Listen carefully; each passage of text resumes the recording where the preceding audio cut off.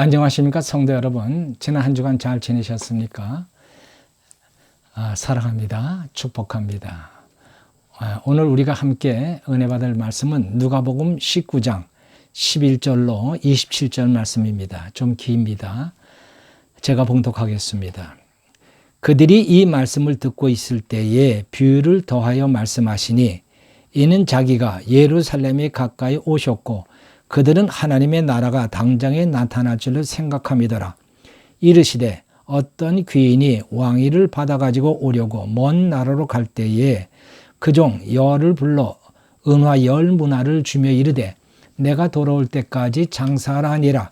그런데 그 백성이 그를 미워하여 사자를 뒤로 보내어 이르되 우리는 이 사람이 우리의 왕됨을 원하지 아니하나이다 하였더라. 귀인이 이 왕위를 받아가지고 돌아와서 은화를 준 종들이 각각 어떻게 장사하였는지를 알고자 하여 그들을 부르니 그 첫째가 나와 이르되 주인이여 당신의 한 문화로 10문화를 남겼나이다. 주인이 이르되 잘하였다 착한 종이여 네가 지극히 작은 것에 충성하였으니 10고을 권세를 차지하라 하고 그 둘째가 와서 이르되 주인이여 당신의 한 문화로 5문화를 만들었나이다. 주인이 그에게도 이르되 너도 5고을을 차지하라 하고 또 한 사람이 와서 이르되 주인이여 보소서 당신의 한 문화가 여기 있나이다. 내가 수건으로 싸두었었나이다. 이는 당신이 엄한 사람인 것을 내가 무소함이라. 당신은 두지 않은 것을 취하고 심지 않은 것을 거두나이다. 주인이 이르되 악한 종아 내가 네 말로 너를 심판하노니 너는 내가 두지 않은 것을 취하고 심지 않은 것을 거두는 엄한 사람인 줄로 알았느냐. 그러면 어찌하여 내 돈을 은행에 맡기지 아니하였느냐. 그리하였으면 내가 와서 그 이자와 함께 그 돈을 찾았으리라 하고 곁에 섰는 자들에게 이르되 그 한 문화를 빼앗아 10문화 있는 자에게 주라 하니 그들이 이르되 주여 그에게 이미 10문화가 있나이다. 주인이 이르되 내가 너에게 말하노니 무릇 있는 자는 받겠고 없는 자는 그 있는 것도 빼앗기리라. 그리고 내가 왕됨을 원하지 아니하던 저 원수들을 이리로 끌어다가 내 앞에서 죽이려 하였느니라. 아멘. 자, 오늘 말씀은 문화의 비유입니다. 자, 이 말씀을 읽으면서 아마 마태복음 25장의 달란트 비유가 생각났을 것입니다. 이 달란트 비유하고 아주 흡사한 그런 비유입니다. 달란트 비유에서는 주인이 먼 나라에 갈 때에 종들에게 5달란트, 또 한 종에게는 2달란트, 또 한 종에게는 1달란트를 주었다. 5달란트를 받은 종은 그것으로 장사해서 5달란트를 남기고 2달란트를 받은 종은 그같이 해서 2달란트를 남기고 또 1달란트 받은 종 그 돈을 감추어 두었다가 그것을 그대로 내어두었다. 그래서 장사에서 남긴 종들은 착하고 충성된 종으로 칭찬을 받고 상을 받았으나 돈을 감춰두었던 종은 크게 책망을 받고 있던 것마저 빼앗기고 얻은 대로 쫓겨났다는 그것이 바로 달란트 비유입니다. 오늘 문화의 비유와 내용이 아주 흡사합니다.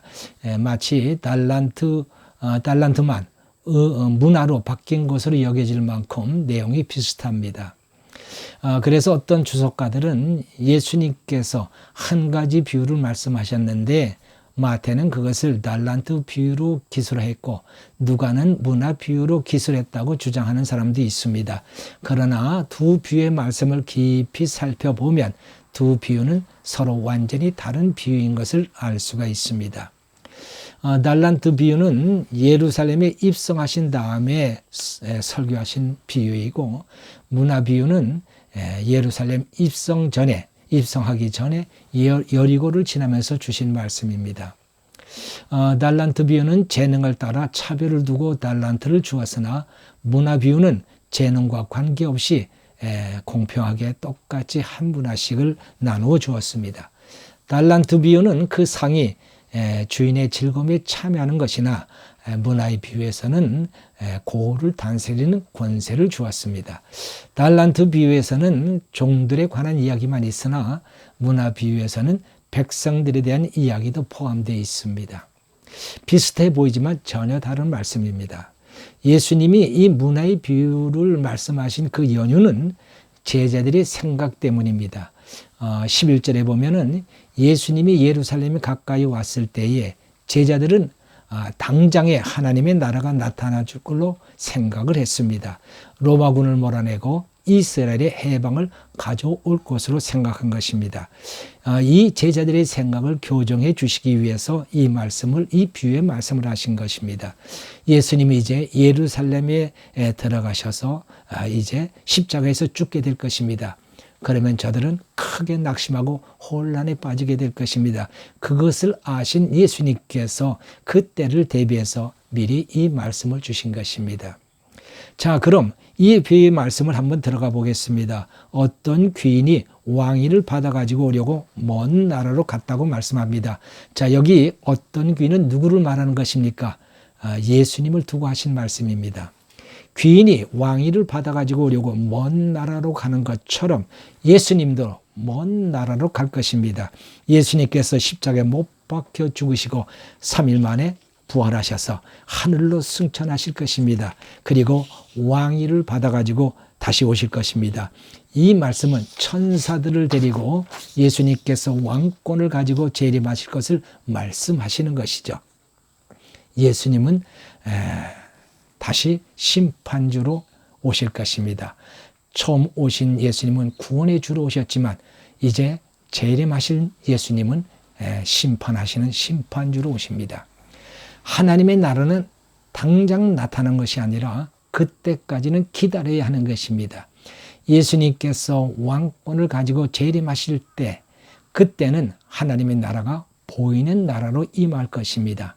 예수님이 없는 그 동안에 제자들은 무엇을 해야 할까요? 그냥 주님 오실 날만 두 손 놓고 기다려야 합니까? 아니면 예배만 드리고 기도만 하면서 주님 오실 날을 기다려야 하겠습니까? 아닙니다. 오늘 말씀을 보면은 장사하면서 기다려야 한다는 것을 말씀하고 있습니다. 주인이 없는 동안 종들은 열심히 장사해야 합니다. 그래서 주인은 종들에게 한 문화씩을 나누어 주었습니다. 종들은 받은 한 문화를 가지고 열심히 장사하여 일을 남겼습니다.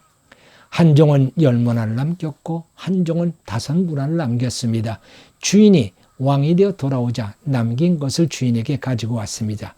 그러자 주인이 그 종들에게 착한 종아, 네가 지극히 작은 것에 충성하였으니 10고을을 차지하라. 또 5고을을 차지하라며 고을 권세를 주었습니다.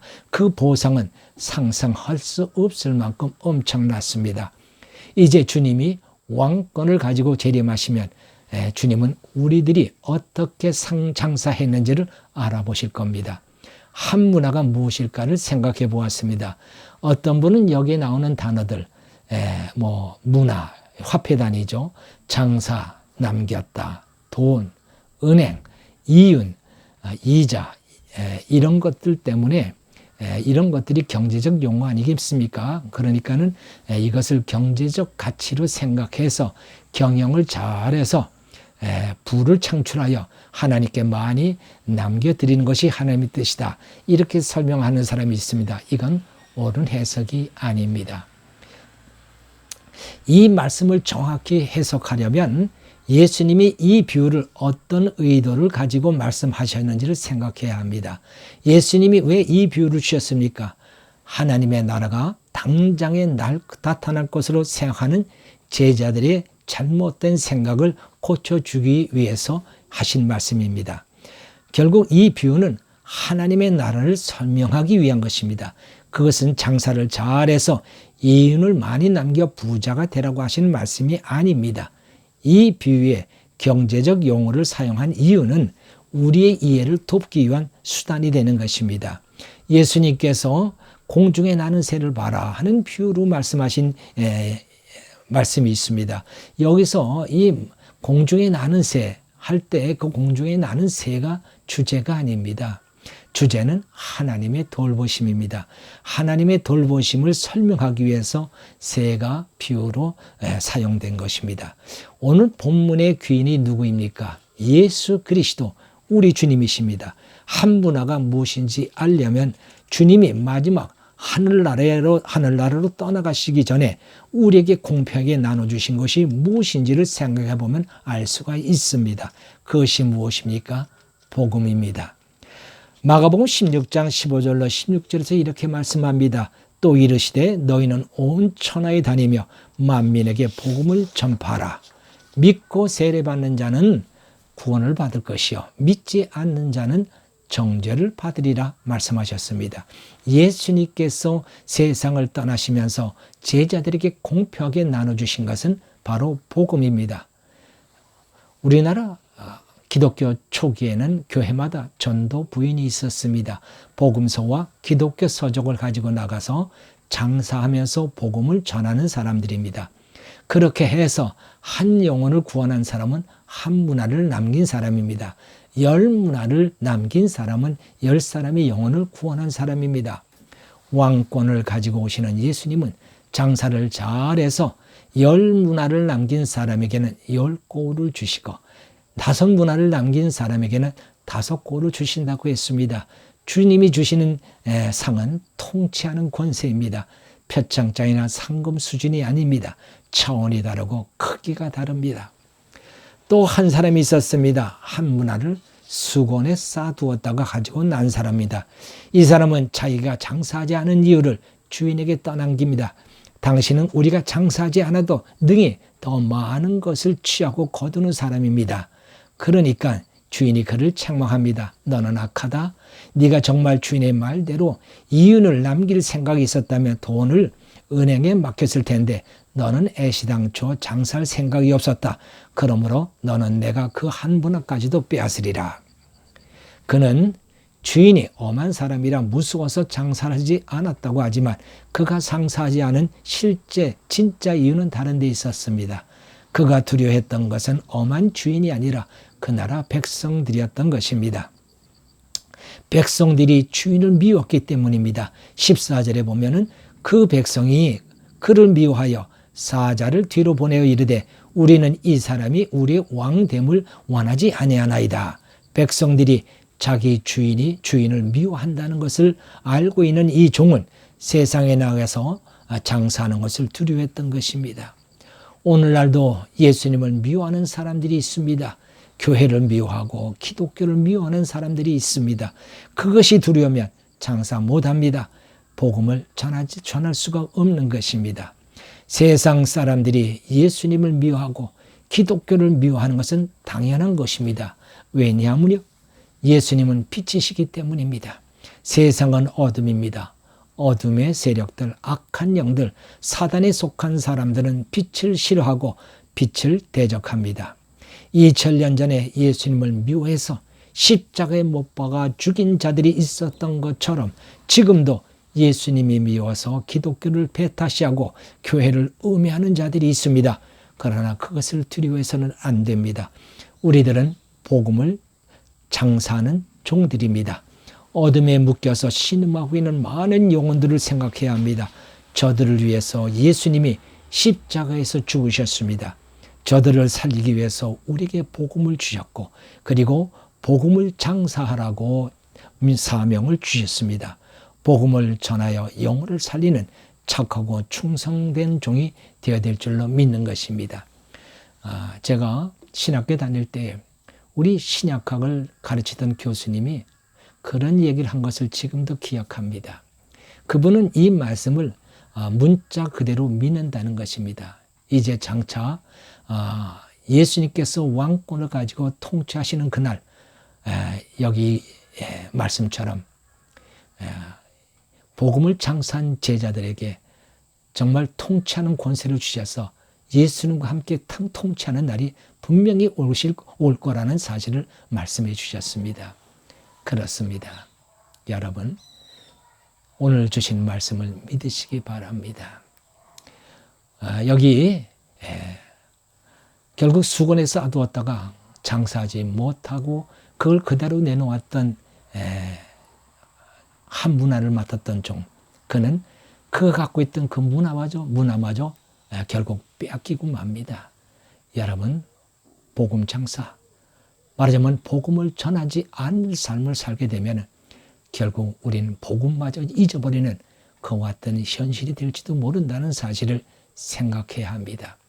어차 때를 얻든지 못 얻든지까지 하나님의 복음을 전하라고 하시는 주의 말씀을 늘 기억하면서 복음을 전하는, 복음을 장사하는 하나님의 귀한 종들이 되기를 주의 이름으로 축원합니다. 기도하십시다. 할렐루야. 하나님 아버지 감사합니다. 오늘 주신 말씀대로 우리는 복음을 장사하는 하나님의 종들인 줄로 믿습니다. 세상이 두려워서 우리가 복음을 전하지 못하고 있다면 결국 우리는 한 문화를 수건에 쌓아두었던 악한 종이 될 줄로 압니다. 때를 얻든지 못 얻든지 주의 말씀을 전하라 하신 주의 그 사명을 우리가 잊지 않게 도와주시하며 주의 말씀을 전하는, 그리하여 복음 장사하는 하나님의 충성된 종들이 되어서 장차 우리 주님과 함께 세상을 통치하는 그와 같은 하나님의 종들이 되도록 은총을 베풀어 주시옵소서. 감사하고 우리 주 예수 그리스도 이름으로 기도하옵나이다. 아멘.